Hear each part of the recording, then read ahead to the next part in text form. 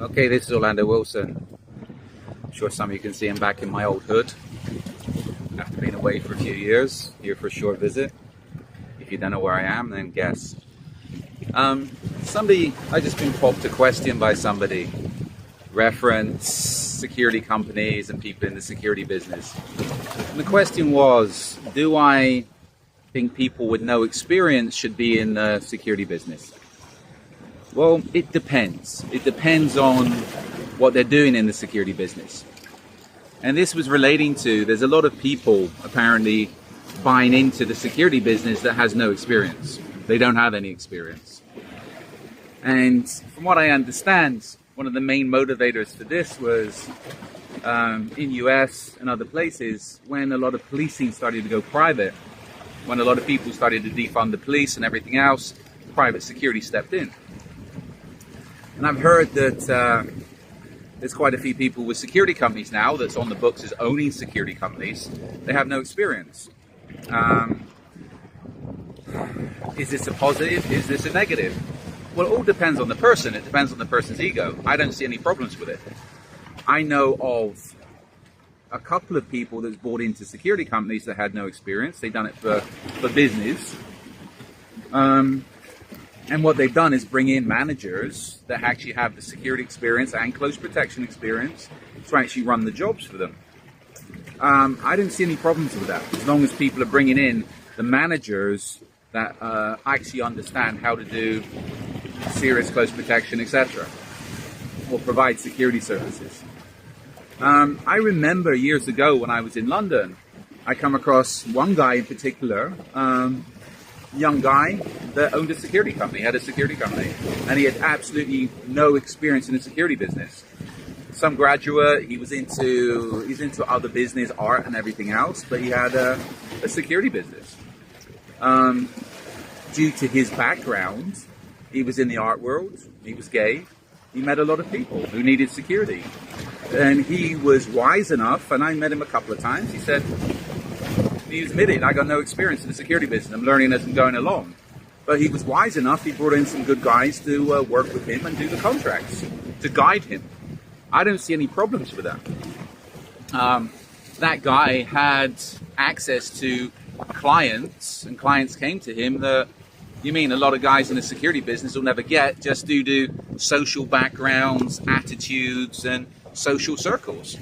So this is where, if somebody's got no experience, as long as they understand they've got no experience, and if they're getting into the security business on the business side of things, I don't see any problems with it. A lot of security guys, a lot of security companies screw up because they're not business savvy. So bringing in somebody, I heard of somebody popped up, somebody that's a banker, they've got a banking background, brought into a security company, set up a security company, brought in a manager, etc. Okay, no worries. At least, hopefully the accounts will be kept, or well kept on that company.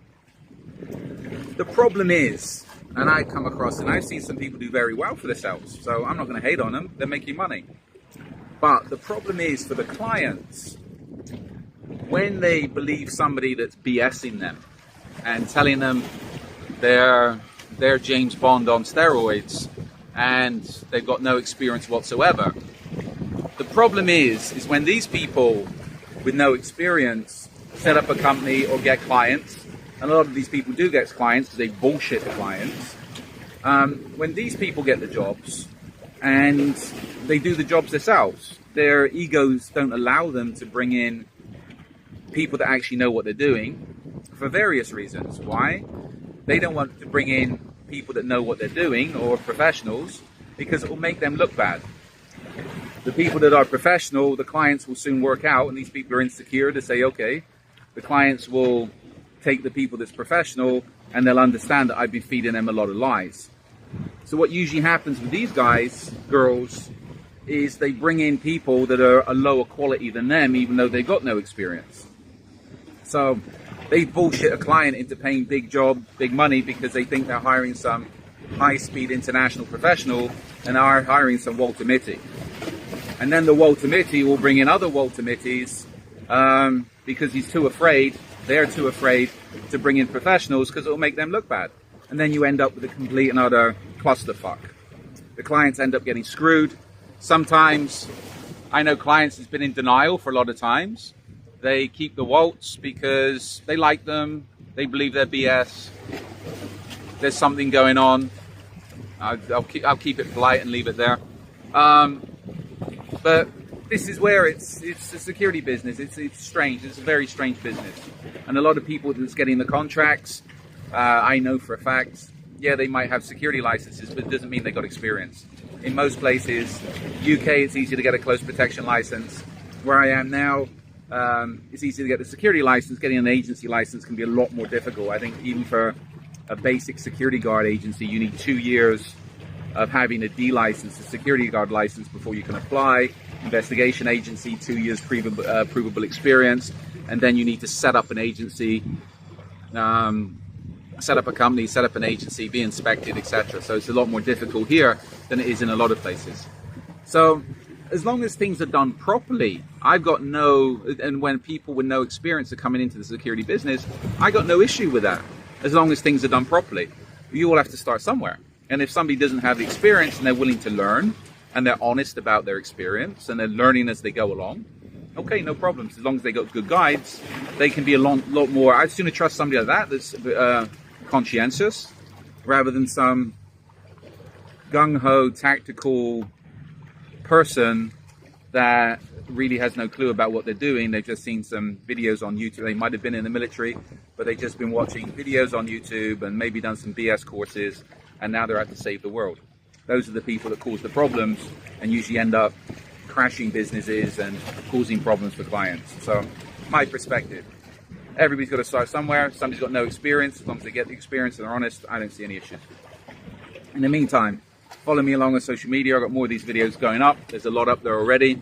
We're on Instagram, Risk Inc. on Instagram, personally on LinkedIn, and also YouTube.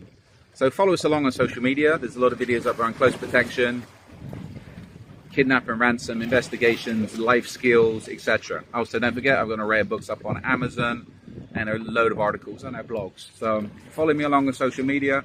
We've been laying off doing the courses. We should be getting them started next year. All going well. I've been a little bit too busy. But we should be getting back into business as far as the firearms, close protection, kidnap and ransom, prevention courses, etc., etc., etc. So follow us along. It's the best way to stay updated. And if you're connecting me on social media, reach out and I'll get back to you in time. In the meantime, be good, stay safe, and stay out of trouble. And as I said, I got no issues with people with no experience, little experience, as long as they're honest and they're willing to learn. I find those people a lot more, how can I put it? I rate those people a lot more professionally than somebody that might have been in the military, done some courses, and really is just a liability on legs. So, just my perspective.